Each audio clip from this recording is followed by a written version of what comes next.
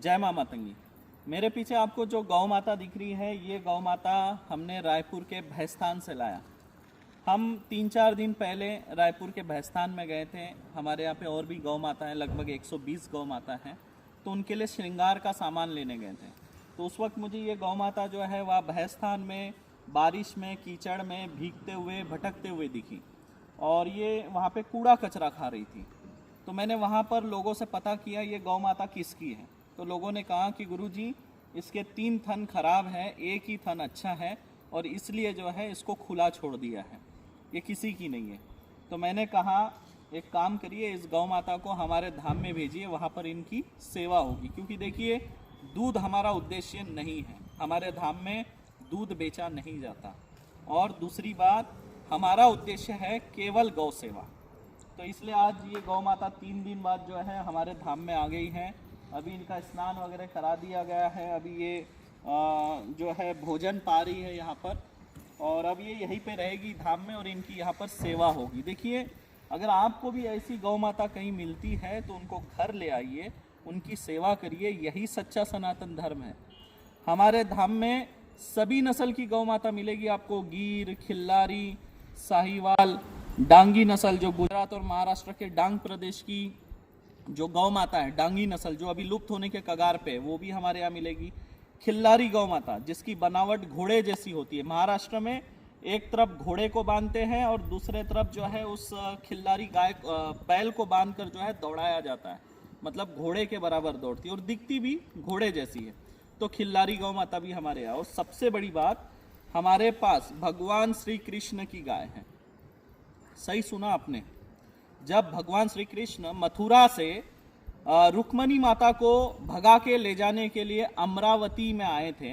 अमरावती के पास कौंडन्यपुर है जहाँ रुक्मणी माता का मायका है।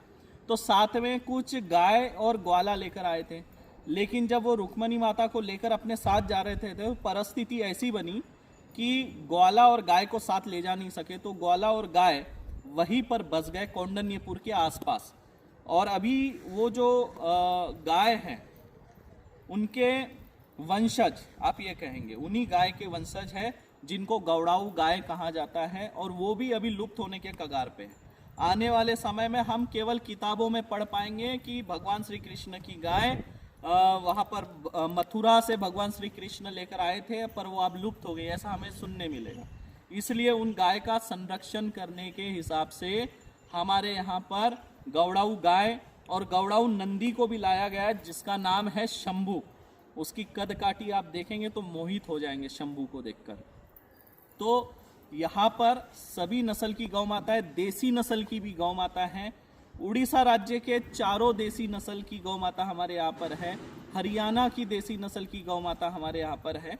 हमारा उद्देश्य है केवल गौ सेवा करना। तो आप लोग भी जो है गौ सेवा में आगे आइए। देखिए, अगर आप अपने आप को सनातनी कहते हैं, भगवान श्री राम का नारा लगाते हैं, तो इससे काम नहीं चलेगा। सनातनी हो, सनातन धर्म के नियमों का पालन करिए, तभी आप सच्चे सनातनी हैं। अगर आप सनातनी हैं और गौ माता रास्ते पे कूड़ा कचरा खा रही है, तो इससे बड़ी शर्म की और क्या बात हो सकती है। आपके घर पे कुत्ते के लिए स्थान है, आपके घर पे वाहन के लिए बड़ा सा शेड आप बना सकते हैं, लेकिन एक गौ माता के लिए आपके जेब से 400-500 रुपए चारे के लिए नहीं निकलता। आपके घर पे कार के लिए शेड बनाए, लेकिन एक गौ माता के लिए आपके घर पे शेड नहीं बन सकता है। कुत्ते के पीछे आप महीने के 4-5 हज़ार रुपए खर्च कर सकते हैं, लेकिन किसी गौशाला में आप गौ माता के नाम से 4-5 हज़ार रुपए नहीं दे सकते। आप सोचिए, क्या आप सनातनी हैं? क्या आप सनातन धर्म के नियमों का पालन कर रहे हैं?